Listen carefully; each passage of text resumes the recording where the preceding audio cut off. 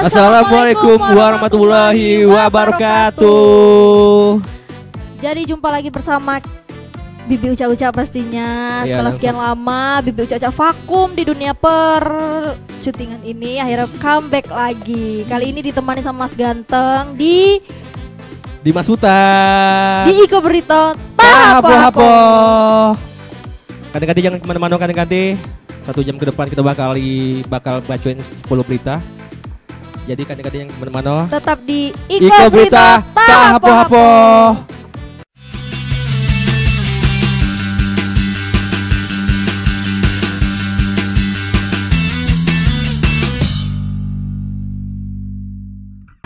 Kembali lagi kita di Iko Berita Tahapo. Masih bersama saya di Mas Huta. Dan saya Bibi Uca-Uca. Ganti-ganti sudah pada tahu kan Bibi Uca-Uca siapa? Wah, idahlah abang lah. Bibi Uca ini yang udah tua nih, yang Bamba yang sudah yang nggak bisa nonton lagi. Ada Bibi Uca-Uca, bangun nonton. Sekarang ada Bibi Uca-Uca lagi. Bangun nonton. Bangun itu bangun semangat. Baiklah, jadi sekarang berita yang pertama ada apa nih Bang? Ada peristiwa. Di berita pertama ada tenggelam Sabtu subuh hari ketiga, nelayan ditemukan meninggal. Itu di Kuala Tungkal. Innalillahi wa inna ilaihi raji'un. Jadi seorang nelayan bernama Yani Roy, 35 tahun, yang sedang mencari udang ketak. Tahu udang ketak? Tidak tahu Bang, tidak pernah masak. Tahunya makan nih Bang. Jatuh ke perairan Laut Timur, Sumatera, Kabupaten Tanjung Jabung Barat pada Sabtu subuh. Di hari ketiga pencarian, nelayan hilang tersebut berhasil ditemukan pada Senin siang dalam kondisi meninggal. Innalillahi wa inna ilaihi raji'un. Itulah Bang, kita tuh dalam setiap ngelakuin apapun itu pastinya kita selalu ingat kita nih milik siapa kan. Masya Allah. Jadi kita akan kembali kepadanya itu tanpa nengok lagi jamnya, waktunya, kapan, di mana gitu. Selalu harus hati-hati. Betul. Bagaimana beritanya? Iko Dios lengkapnya. Peristiwa bermula saat jam 5 subuh, Sabtu 22 Juli 2023. Saat korban bersama ayahnya sedang menangkap udang ketak, tiba-tiba perahu pompong korban dihantam ombak. Korban seketika jatuh ke laut karena tidak sempat berpegangan di sisi perahu pompong itu. Pencarian terus dilakukan dan pada akhirnya Senin sekira pukul 13.30 waktu Indonesia Barat, nelayan atas nama Yani Roy ditemukan dalam kondisi meninggal dunia. Komandan Unit Siaga SAR Kuala Tungkal Erwin David menjelaskan, pihaknya mendapatkan laporan dari nelayan bahwa ada seorang mengapung tepat di laut pesisir timur dan dalam kondisi terungkup atau ditemukan sekitar 6,4 mil dari lokasi kejadian. Upaya Basarnas dan tim gabungan Basarnas seketika langsung meluncur menuju TKP guna mengevakuasi korban dan dibawa ke rumah duka untuk segera dimakamkan oleh pihak keluarga. Setelah melakukan pencarian selama 3 hari ini, kita dari tim SAR gabungan telah berhasil mengevakuasi jatuh dari kapal. Temukannya tuh posisi di pukul 13.30. Tadi kita dapat informasi dari nelayan. Terus nelayan melakukan evakuasi di sana, dibawa menuju Kuala Tungkal. Tim SAR gabungan melakukan intercept. Jadi kita intercept, kita evakuasi dari nelayan, baru kita bawa ke pelabuhan Lasdam. Penemuan yaitu dari TKM, tempat kejadian musibah, berjarak 6,4 nautical mil ke arah timur laut. Dan korban kita temukan yaitu MD meninggal dunia. Korban ditemukan mengapung sama nelayan. Atas kejadian tersebut, ia mengimbau kepada para nelayan di Tanjung Barat untuk tetap waspada dan berhati-hati. Pastikan tetap lengkapi APD, serta jika cuaca buruk jangan memaksa diri untuk tetap melaut. Surya Kurniawan, JEK TV, melaporkan. Itu tadi beritanya, kita turut berduka cita sedalam-dalamnya untuk keluarga yang ditinggalkan. Nah, Kalau gitu semoga keluarganya diberi ketabahan. iya pastinya. Nah, jadi kita lanjut back ke berita kedua. Boleh. Ada berita apa tuh, Bi? Berita kedua masih di peristiwa itu ada aksi curanmor. 3 pencuri motor diringkus Polsek Sekernan. Sekarang ini lagi ningkat nian yang namanya kriminalitas maupun di Jambi ataupun di luar Jambi. Jadi kita pun harus waspada lebih lagi, ya kan? Benar. Nah, jadi pihak kepolisian berhasil meringkus 3 pelaku pencurian sepeda motor. Pelaku tak berkutik saat diringkus tim gabungan dari unit reskrim Polsek Sekernan dan Pusat Satreskrim Polres Muaro Jambi di kediamannya di kilometer 35 Desa Bukit Baling, Kecamatan Sekernan, Kabupaten Muaro Jambi. Di mana tuh, Bang? Muaro Jambi ya? Muaro Jambi. Bukit Baling. Abang tahu? Tidak tahu juga. Tidak tahu juga. Tidak tahu, Bang. Aku bertanya. Baling bambu. Doraemon. Doraemon. Mana beritanya? Iko dia sempat. Iko dia beritanya. Inilah pelaku pencurian sepeda motor berinisial MG yang tak berkutik saat diringkus tim gabungan dari Unit Reskrim Polsek Sekernan dan Pusat Satreskrim Polres Muaro Jambi di kediamannya, tepatnya di kilometer 35 Desa Bukit Baling, Kecamatan Sekernan, Kabupaten Muaro Jambi. Usai menangkap pelaku MG, polisi kembali melakukan pengembangan dan hasilnya 2 pelaku lainnya berhasil ditangkap di lokasi berbeda. Diketahui keduanya ialah DD dan JH. Masing-masing pelaku ditangkap di Desa Pulau Kayu Aro, Kecamatan Sekernan, dan Desa Sembubuk, Kecamatan Jaluko, Kabupaten Muaro Jambi. Usai ditangkap, ketiga pria ini pun langsung dibawa polisi ke Mapolsek Sekernan. Komplotan curanmor tersebut dibekuk lantaran mencuri sepeda motor milik warga di wilayah hukum Polsek Sekernan. Disampaikan oleh Kapolsek Sekernan Ibtu Wijinur Eko Wahyu, untuk modus pelaku ialah dengan beraksi di saat malam hingga dini. Nah, Bang, abang mangkolnya juga, Bang. Kalau misalnya bawa motor tuh, kuncinya benar-benar, Bang. Jangan pula abang tinggal di situ. Nah. Gimana udah diambil kunci ditinggal? Abang jangankan kunci motor kalau tinggal, adik-adiknya abang Ya tinggal. Allah. Balik ah. Sudah Bang, lanjut kita. Nah, itu hati-hati, hati-hati yang di rumah, waspada selalu. Ya. Iya. Udah, pokoknya jangan bawa hati, tapi terus tetap hati-hati. Saya lanjut. Nah, masuk di berita ketiga nih. Aksi pemblokiran jalan perusahaan PT FPIL, polisi bubar paksa, aksi petani berlangsung ricuh. Emak-emak histeris. Ini kalau tidak salah yang di Kumpe ya, Bang ya? Iya betul. Di Kumpe. Wah, iya, Bang. Tahu Itu ya? tahu, Bang, Kumpe. Abang kan Kumpe? Orang Kumpe. Oh iya, Bang. Kaget dulu, Bang, pas Kumpe. Bahas aku dan kamu. Tapi bahas cerita nih lah dulu, Bang.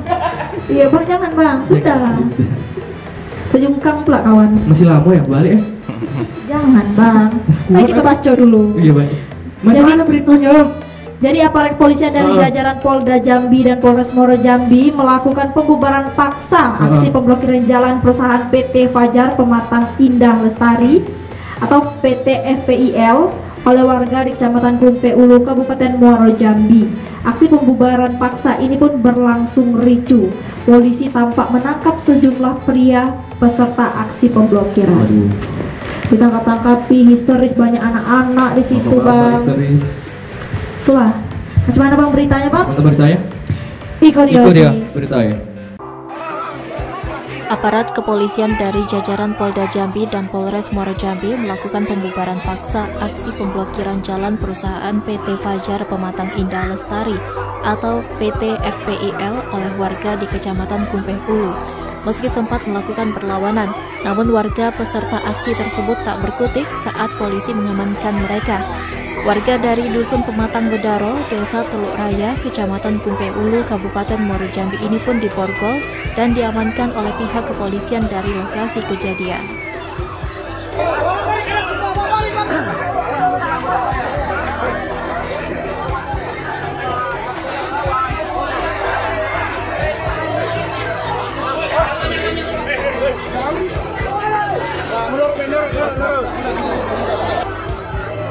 Sementara itu, warga peserta aksi dari kalangan ibu-ibu terlihat menangis histeris saat aksi mereka dibubarkan pihak kepolisian. Bahkan salah satu dari emak-emak ini pun histeris dan sempat pingsan setelah dipaksa polisi harus keluar dari lokasi pemblokiran jalan. Diketahui warga telah melakukan aksi pemblokiran jalan perusahaan perkebunan kelapa sawit PT FPIL 98 sejak 2 pekan lalu, sehingga perusahaan tersebut tak bisa beroperasi.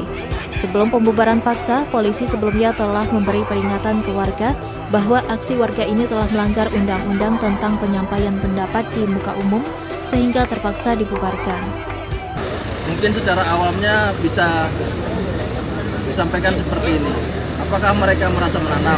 Kalau memang tidak merasa menanam, ya silakan hati nuraninya bicara. Salah nggak kalau dia memanen atau menduduki lahan orang? Ya. Itu secara awamnya supaya mudah dipahami oleh masyarakat. Ya, kami sudah himbau, dari Timdu juga sudah merapatkan. Silakan apabila memang ada dasarnya, tapi sampai sekarang ini tidak ada. Mereka hanya mengandalkan aksi-aksi provokatif dan pendudukan lahan. Untuk saat tadi, ya menghalang-halangi untuk kegiatan kami menertibkan perusahaan ini. Tapi nanti dalam pemeriksaan apakah memenuhi unsur atau tidak untuk proses selanjutnya dalam pemeriksaan. Novia Putri Sanjaya, JEK TV melaporkan. Aduh bang, kasihan bang ya, banyak anak-anak berjeritan di situ, emak pun saking emosinya, aduh. Itu diseret apa tuh? Diseret orang tadi bang. Orang tadi. Jadi macam mana nih bang? Jadi macam mana ya solusinya tuh? Iya, solusinya kita sama-sama serahkan sama pemerintah setempat lah kalau kayak gitu. Udah tuh jalan tengahnya lah ya. Nih WC di mana ya? Mau ke WC? Oh iya sama bang, ikut bang, boleh? Boleh. Kan sebelahan. Iya, sama-sama. Ganti-ganti jangan kemana-mana dulu, abang nak ke WC ya. Dadah. Jangan kemana-mana ganti-ganti, tetapi Iko berita apa-apa.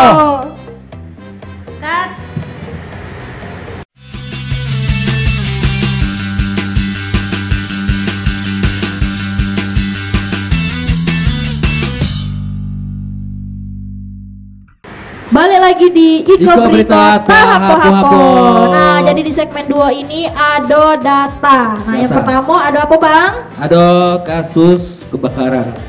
Damkar sebut hingga Juli terjadi 8 kasus pembakaran di Kuala Lumpur. Wah iya, kemarin di Kota Jambi juga baru ada bang ya? Jambi juga.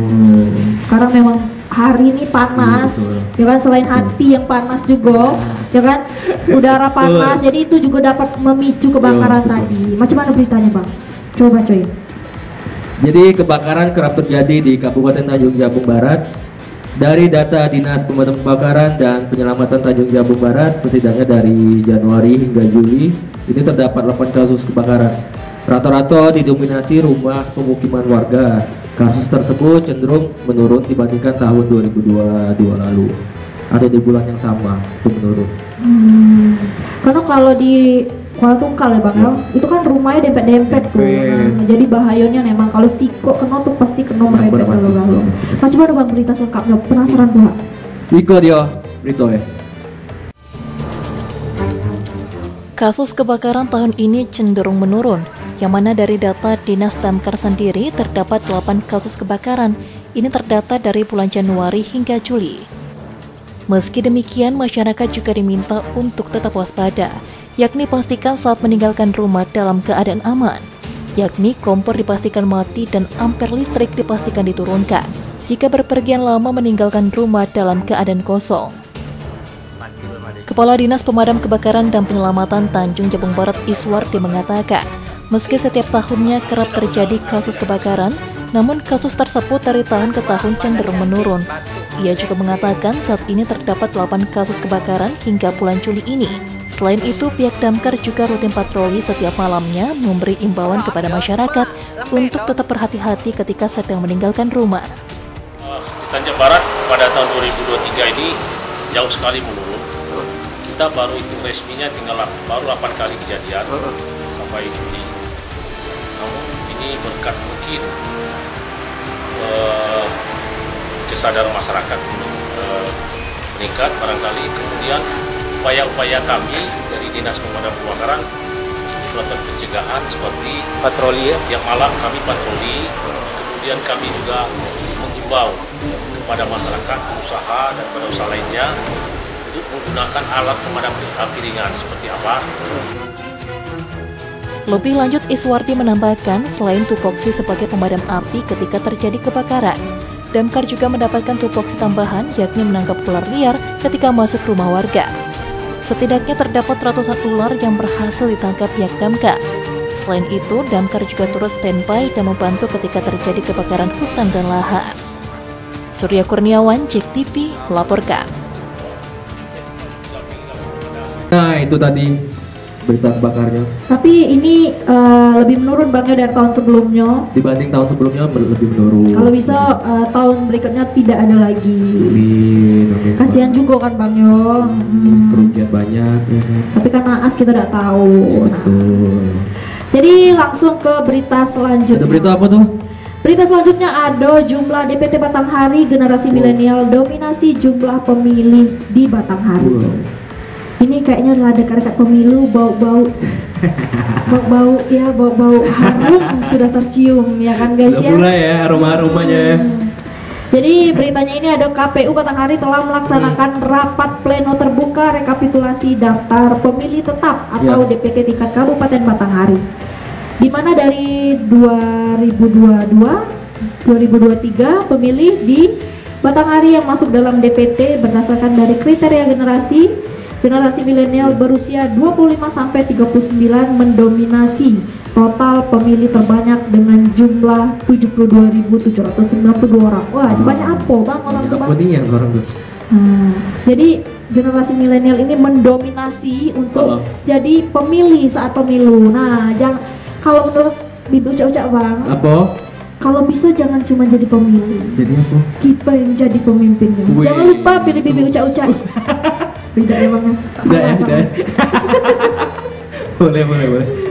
Boleh 50. Lanjut Bang. Lanjut. Udah. Kita masuk ke berita ketiga ya. Langsung be. Iko dia berita. Jelang pemilu 2024 mendatang, DPT terbanyak didominasi oleh pemilih generasi milenial di Kabupaten Batanghari. Daftar pemilih tetap di Batanghari sebelumnya telah ditetapkan KPU setempat. Bukan hanya itu saja, DPT tersebut juga dibagi dalam 5 generasi, dan dari 5 tersebut, generasi milenial lah sebagai pemilih yang mendominasi di Batanghari. Komisioner KPU Batanghari Henry Handayani mengungkapkan, dari 222.203 DPT, jumlah pemilih berdasarkan generasi dibagi 5, yaitu generasi Z, milenial, generasi X, baby boomer, dan lansia. Dan pemilih terbesar terdapat generasi milenial dengan total 72.792 orang. Untuk generasi Z yang berusia 17 hingga 24 tahun sebanyak 40.378 pemilih. Untuk generasi X yaitu pemilih yang berusia 40 hingga 55 tahun sebanyak 70.223. Dan generasi baby boomer yang berusia 56 hingga 76 tahun sebanyak 35.948 orang. Sebagaimana kita ketahui bersama bahwa daftar pemilih tetap Kabupaten Batanghari telah ditetapkan pada tanggal 21 Juni yang lalu. Untuk kategori jumlah pemilihan berdasarkan generasi, ini dibagi menjadi 5 generasi. Yang pertama itu generasi Z. Kemudian yang kedua generasi milenial. Kemudian yang ketiga ada lagi yang namanya generasi X. Kemudian yang keempat itu ada namanya baby boomer. Kemudian yang terakhir ada namanya generasi lansia. Untuk dari generasi yang 5 ini jumlah pemilih yang tertinggi itu berada di generasi milenial yang jumlah pemilihnya sebesar 72.792. Kemudian untuk jumlah pemilih yang terendah itu terdapat pada generasi lansia. Di generasi lansia jumlah pemilihnya yang terdaftar di DPT sebanyak 2.862. Sementara itu, untuk pemilih yang masuk dalam kategori generasi lansia, yakni usia di atas 76 tahun, menjadi jumlah DPT paling sedikit, yaitu 2.862 orang. Dari 222.203 total pemilih yang masuk dalam DPT tersebut, 113.325 terdiri dari laki-laki dan 108.878 terdiri dari perempuan. Selamat Riyadi, JEK TV melaporkan. Nah itu tadi Bi beritanya. Berarti banyak yang milenial dia. Iya, tapi tadi salah Bang. Bukan 2022 2023 ternyata. Kan, rupanya 222 203. Itu apa? Oh, jumlah pemilih. Jumlah pemilihnya. Oh, kirain tahun tadi. Maklum lah ya, Bibi Uca-Uca ini kan baru lagi kan, jadi agak salah baca. Enggak apa-apa. 15. Kalau Bibi Uca dimaafin. Iya. Kalau Bibi Uca dimaafin. Mohon maaf. Nanti Mas Sultan sudah habis. Iya. Habis. Well, ganti-ganti. Ya. Kayaknya Bibi Uca-Uca lagi yang mulus nih. Gimana? Kalau kita kayaknya dulu nak ngomong susah juga nih, udah agak mulus. Kita Jadi dulu kali ya. iya, jangan Banyak juga kemana-mana lewat lah ya. pokoknya ya. Ganti-ganti nih. Jangan kemana-mana ganti-ganti. Tetap di Iko Berita Tahap Apa.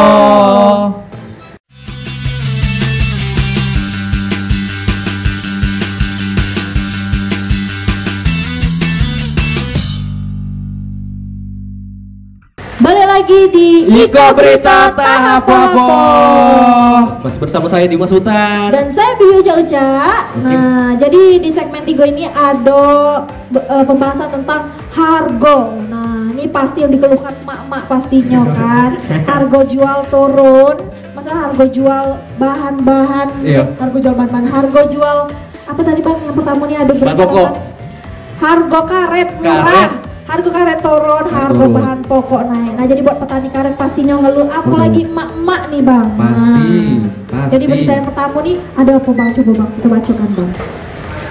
Ada harga karet murah, petani karet di Muaro Jambi mengeluh di Muaro Jambi. Jadi harga karet di tingkat petani desa Nagasari, Kecamatan Mestom, Kabupaten Muaro Jambi hanya berkisar Rp8.000 per kilogram. Rendahnya harga karet ini dikeluhkan oleh petani. Terlebih saat ini harga kebutuhan pokok tengah melonjak naik. Iya Bang. Jadi kebutuhan pokok ini tadi nih, cabe ya kan, Iya. beras makin naik, sedangkan harga jual Sawit, ini karet. karet turun. Pastinya 4.000. emak-emak risau ya kan. Macam mana beritanya, langsung begitu tengok ini dia. Iko Berita. Petani karet di Desa Nagasari, Kecamatan Mestong, Kabupaten Muaro Jambi, selama ini nelangsa imbas dari harga getah karet yang tak kunjung naik. Harga karet di tingkat petani hanya berkisar Rp8.000 per kilogram. Harga ini bertahan selama bertahun-tahun. Bahkan, kabar yang diterima petani, harga karet terancam kembali turun atau pecah dari harga Rp8.000 per kilogram. Oh, udah berapa tahun? Iya. Jadi kita tuh ya itulah naik sebentar, turun lagi gitu. Naik sebentar, turun lagi. Belum sampai 10 ke atas itu belum pernah. Lah mungkin lah puluhan tahun harga itu. Ya sebenarnya udah nggak cocok, nggak sesuai sama tenaga kita mencari itu. Ya harapan kita tuh ya paling tidaknya 15-an lah. Kalau 15-an ya masih agak stabil lah. Ya, apalagi kita melola kebun orang kan. Jadi harga segitu kita bagi 2 masih pakai basi lagi. Murahnya harga karet ini dikeluhkan oleh petani. Bukan tanpa alasan, menurut petani harga karet kini tak lagi seimbang dengan harga kebutuhan pangan dan biaya anak sekolah. Belum lagi hasil dari menyadap karet. Petani harus berbagi dengan pemilik kebun. Adapun sistem bagi hasil dibagi 2, petani 50% dan pemilik kebun 50%. Di sisi lain, setiap menimbang getah karet, petani mengaku selalu ada potongan timbangan atau basi. Dari berat karet 100 kg, potongan basi biasanya mencapai 20% atau sekitar 20 kg. Namun demikian, petani memilih tetap menyadap karet demi memenuhi kebutuhan hidup. Meski sejatinya tak mencukupi, untuk menutupi kekurangannya, petani mencari tambahan dengan bekerja serabutan selepas dari menyadap karet. Karet untuk hari ini saya kurang cocok, masalahnya nggak stabil dengan harga belanjaan pokok bahan makan gitu nah. Hari ini harganya dengar-dengar mau pecah dari 8. Kalau sekarang ini memang nggak stabil harga karet. Berarti harga 8.000 ini sudah lama, Bu ya? Sudah lama. Bu, pengennya berapa harga karet, Bu, kita? Paling tidak stabil sama belanjaan lah. Kalau ini kan memang nggak stabil. Sedangkan bahan pokok kan mahal semua. Ini harga karet menurun. Harga karet yang murah menyebabkan penghasilan petani tak sesuai harapan. Petani berharap harga karet bisa menembus angka Rp15.000 per kilogram. Petani menginginkan adanya perhatian dari pemerintah, baik pemerintah daerah maupun pusat untuk memperjuangkan harga karet tingkat petani di Provinsi Jambi. Novia Putri Sanjaya, JEK TV melaporkan. Nah itu tadi kebutuhan bahan pokok yang naik tadi nih kan. Iya, harga karet turun. Tapi Bang, di berita selanjutnya ini, tahun baru Hijriah harga daging ayam tetap stabil. Nah, jadi Bibi Uca baru belanja nih beberapa hari yang lalu kan. Kalau tidak bisa masak, setidaknya bantu mak belanja jadilah, ya kan. Iya betul. Ya memang harga ayam masih stabil, itu pun ada penurunan lah dari 30 sekarang harganya 28. Iya Bang. Jadi meski hari besar keagamaan tahun baru Hijriah, harga daging ayam di pasar Aurduri Kota Jambi masih stabil. Bahkan harga daging ayam cenderung turun menjadi Rp34.000 per kilogram. Masih murah tempat aku. Di mana tuh? Ada lah. Rahasia ya. Iya. Ya Bang mampir. Teh minum di rumah Bang. Air keran adalah. Aku air keran apa juga sih. Macam mana berita ya Bang? Ya. Ikut ya berita ya.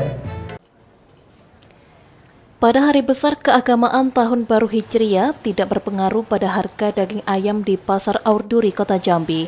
Harga daging ayam masih sangat stabil di harga Rp34.000 per kilogram. Bahkan terjadi penurunan pada harga daging ayam sebesar Rp3.000 per kilogram. Sementara harga daging ayam sebelumnya mencapai Rp38.000 per kilogram.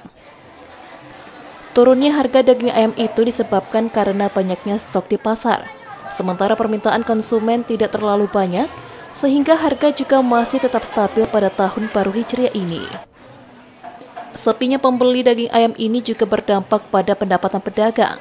Biasanya saat hari besar keagamaan mampu menjual 2 pikul ayam, sekarang hanya 1 pikul ayam. Mulai turun Bu ya harga ya? Turun. Kalau sebelumnya berapa Bu? Sebelumnya 38 Bu ya? Kemarin 40. Oh, artinya stoknya sudah mulai banyak Bu ya? Ya sudah. Berarti tahun baru Islam ini juga tidak berpengaruh Bu? Tetap stabil Bu ya? Ya tetap stabil. Meski sepi pembeli, pedagang juga mengaku senang dengan turunnya harga ayam. Pasalnya pelanggan tidak lagi protes dan mengurangi jumlah pembelian. Hirusha Putra, JEK TV melaporkan. Nah, itulah Bang, berita ya Bang. Jadi harga ayam murah Bang. Abang suka makan ayam? Kurang sih. Kalau daging? Kurang. Kalau abang sukanya aku Bang. Asik. Kamu jijik. Bini di rumah Bang. Nah Bang, kalau tadi ayam sekarang ada bahas daging di nomor 3. Coba Bang baca dulu. Oh iya ada nih. Gairah jual pupuk kian menurun. Penjual sepi pembeli. Oh, udah jual daging berarti kan? Gairah pupuk. Daging yang mana? Nunggu daging di mana? Jadi tuh kalau tungkal, gairah jual pupuk kian menurun, penjual sepi pembeli. Tuh ganti. Hingga saat ini harga komoditi perkebunan pinang dan kelapa dalam kian anjlok. Tak hayal membuat penjual pupuk tak bergairah atau sepi pembeli. Ini pun membuat penjual pupuk tidak berani menstok pupuk terlalu banyak. Sebab jika dipaksoi justru merugi. Itulah semua tuh jangan dipaksoi, harus pure dari hati. Aduh, ngomong hati lagi kalau lagi. Ya habis-habisnya langsung belok ke beritanya langsung Bang. Boleh. Iya. Ikut dia berita ya. Hingga saat ini harga pupuk masih melejit naik dan membuat penjualan pupuk pertanian di kota Kuala Tungkal kian tak menentu. Biasanya para petani rutin membeli jenis pupuk pertanian untuk kebutuhan lahan kebun mereka. Namun ketika harga pupuk naik, penjualan pupuk pertanian kian sepi pembeli. Hal ini seperti diungkapkan Lamsur, Menurutnya, kenaikan harga ini telah terjadi hampir sejak setahun terakhir. Bahkan akibat harga pupuk pertanian masih mahal, dia tidak berani untuk menstok pupuk dalam jumlah banyak. Sebab kenaikan harga mencapai 100%, yang mana biasanya harga pupuk jenis NPK Mutiara yang sebelumnya di harga 350.000 saat ini naik mencapai 800.000 per karung, dan pupuk urea non subsidi sebelumnya Rp250.000 saat ini mencapai 600.000. Kenaikan pupuk tersebut cukup fantastis sehingga membuat penjual pupuk merugi. Ini dikarenakan antara biaya produksi dan hasil produksi tidak sesuai, sehingga membuat para petani enggan bercocok tanam, terutama bagi petani sayuran. Sedangkan petani lainnya seperti pinang, kelapa dalam, maupun sawit, mereka terpaksa sementara mengurangi pupuk mereka ataupun menggunakan pupuk alami. Nah, kelihatannya sudah ada penurunan dari beberapa pabrikan, mungkin juga kena daya jual belinya masyarakat kan rendah sehingga mereka menurunkan. Tapi penurunannya tidak signifikan, artinya kalau hanya dari 900.000 katakanlah NPK Mutiara itu paling turunnya hanya sekitar 20.000. Jadi sekarang itu sekitar di angka 88 sama itu ya. Meski demikian, para penjual pupuk pertanian di kota Kuala Tungkal tak mampu berbuat banyak, sebab ini terjadi di seluruh Indonesia, sehingga para penjual pupuk hanya berharap pupuk selalu tersedia meski harga mahal.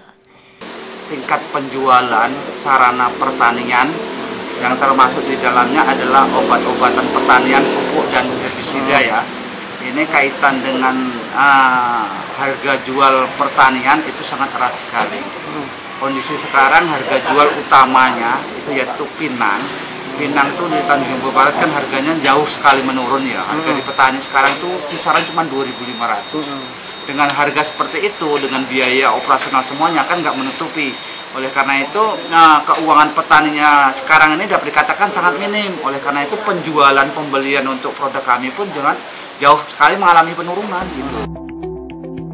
Surya Kurniawan, Cek TV melaporkan. Itu beritanya bang. Jadi pupuk ini yang untuk makan tuh bukan bang? Kerupuk itu. Oh kerupuk, rupanya salah. Udah ganti bang. Barusan kelas lamaran ganti. Oh iya bang ya. Kalau macam itu karena ngomongin kerupuk nih buat ibu ucap-ucap lapar. Macam mana kalau kita break dulu, ngisi amunisi untuk kita berdua ya kan? Kalau gitu ganti-ganti jangan kemana-mana dulu. Iya ganti-ganti. Tetap di Iko Berita Tahapo.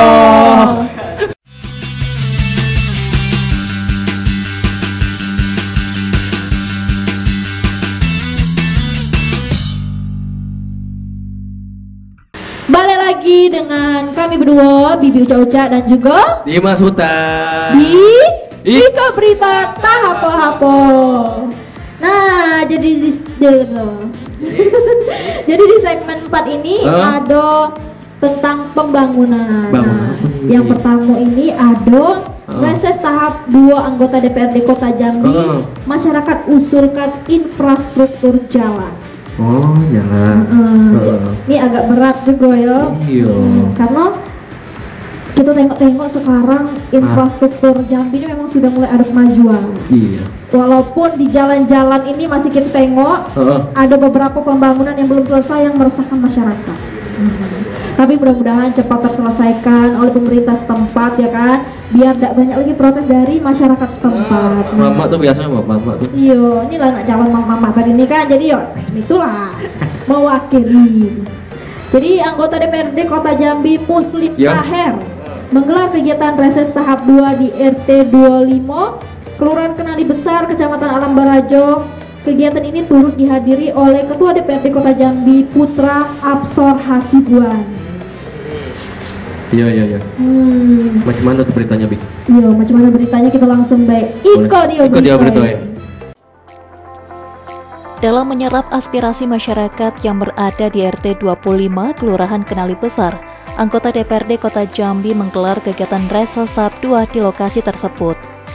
Dalam kegiatan tersebut, anggota DPRD Kota Jambi fraksi Partai Gerindra Muslim turut dihadiri langsung oleh Ketua DPRD Kota Jambi Putra Absor.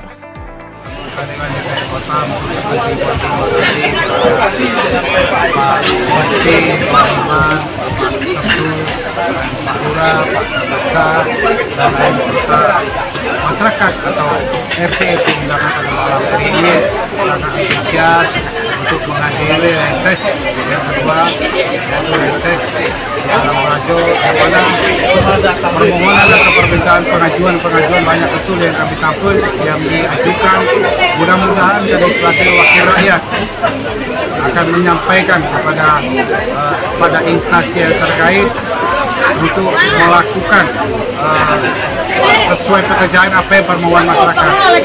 Sementara itu, Ketua DPRD Kota Jambi Putra Absor Hasibuan turut mengapresiasi kegiatan reses yang dilakukan anggota DPRD Kota Jambi Muslim di Kelurahan Kenali Besar. Yang hadir di sini maupun nanti kerabat dan handai tolannya, mohon beliau ini dibantu untuk periode kedua. Karena kalau orang baik, bantulah kayak gitu. Jadi supaya nanti dia bisa berbuat lebih banyak lagi di Dapil Alam Barajo ini. Karena saya lihat sepak terjang beliau di DPR luar biasa. Di dalam hearing di Badan Anggaran pun beliau luar biasa. Saya yakin dan percaya, apalagi menyangkut Alam Barajo, beliau paling keras manusianya. Makanya saya selaku ketua partainya juga sangat mendukung beliau untuk maju lagi dan mendoakan beliau. Mudah-mudahan di periode 2024 bisa mendulang suara yang terbanyak dan memenangkan kembali. Selain itu, Lurah Kenali Besar STP Ni Setiawan turut mendukung kegiatan reses yang dilakukan anggota DPRD Kota Jambi tersebut.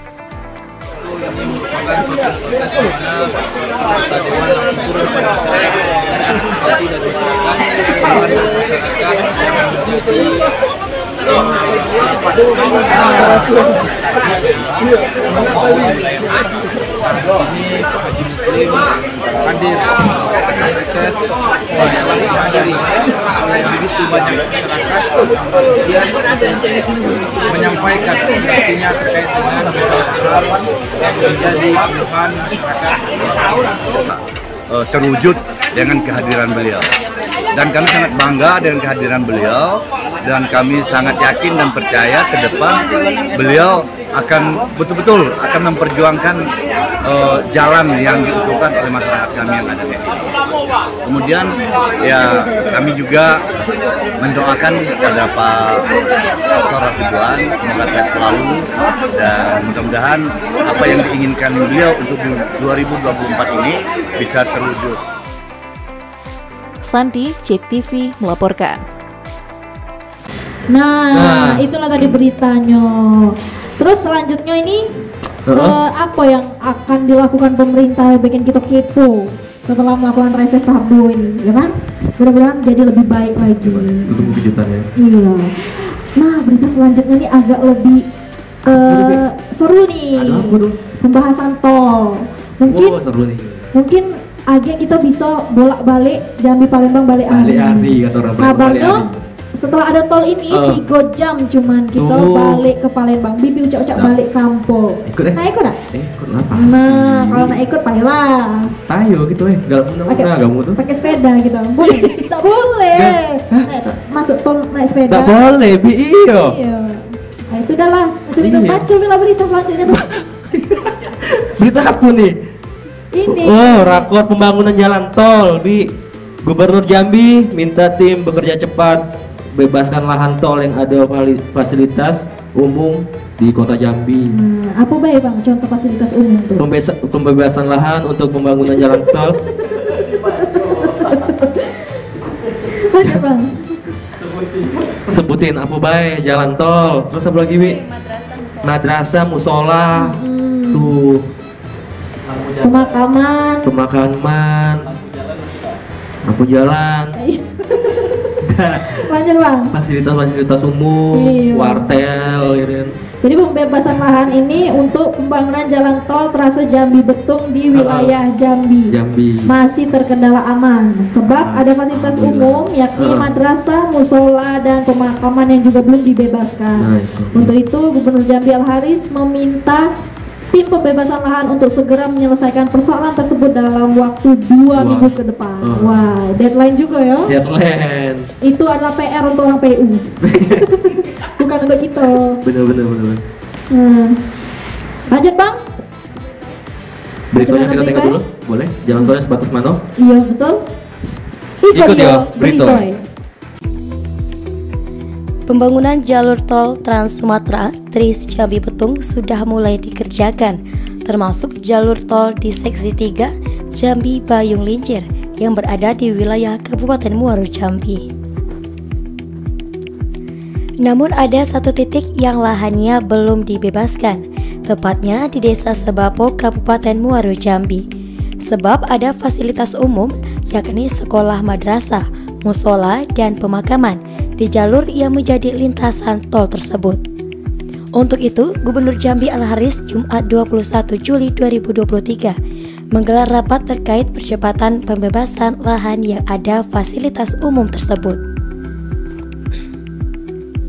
Al-Haris minta tim pembebasan lahan yang sebelumnya dibentuk untuk bekerja kembali dan secepatnya menyelesaikan persoalan tersebut agar pembangunan dapat segera dilaksanakan. Selain membebaskan lahan yang terdapat fasilitas umum, tim pembebasan lahan juga diminta menetapkan lokasi baru untuk perluasan lahan yang akan dijadikan pintu keluar tol. Bekerja kembali, tim yang sudah bentuk lama itu ada unsur BPN, ada dari pemerintah Muaro Jambi, juga dari Pemprov juga ada sebagai koordinatornya. Nah, tim ini kita minta bekerja selama 2 minggu untuk melihat lebih detail berapa luas kebutuhan kita, pindah kemana, berapa anggarannya, termasuk juga ada penlock baru di exit tol, ya. Nanti ada penlock baru yang akan kita tambah di luasan lahannya. Jadi saya kira ini kita proses dengan cepat. Saya kira kita berharap semua tim bekerja dengan cepat. 2 minggu saya minta laporannya. Nanti baru kita ambil langkah-langkah berikutnya. Ya, itu aja. Seperti diketahui, pembangunan tol Jambi Betung akan dibangun sepanjang 169,9 km.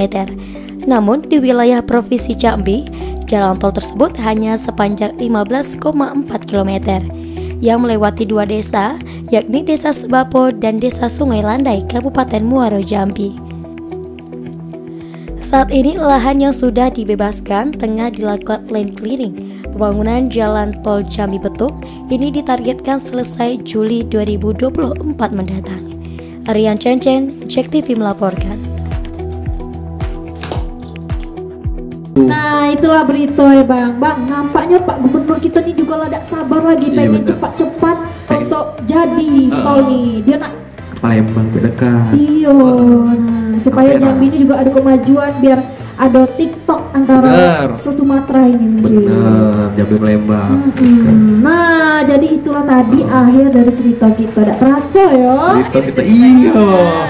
Itu cerita, masa berita kita bukan cerita kita Bang. Iya benar. Kok diiyoi pula ini? Bapak-bapak nih marah biar cepet nih. Muna ini. Muna galak. Lanjutlah langsung Kita sambung lagi nih beritanya ya. Yang di rumah tuh masih mau nengok Bi. Kan minggu depan masih ada. Maka kanti-kanti jangan lupa terus saksikan Iko berita tak hapo-hapo hanya di JEK TV inspirasi kita setiap hari Rabu. Jamnya jam 8 malam. Nah, besok jumpa lagi bersama Dimas Sultan dan juga Bibi Uca-Uca. Dadah. Wassalamualaikum warahmatullahi wabarakatuh. Waalaikumsalam warahmatullahi wabarakatuh. Kami pamit ya.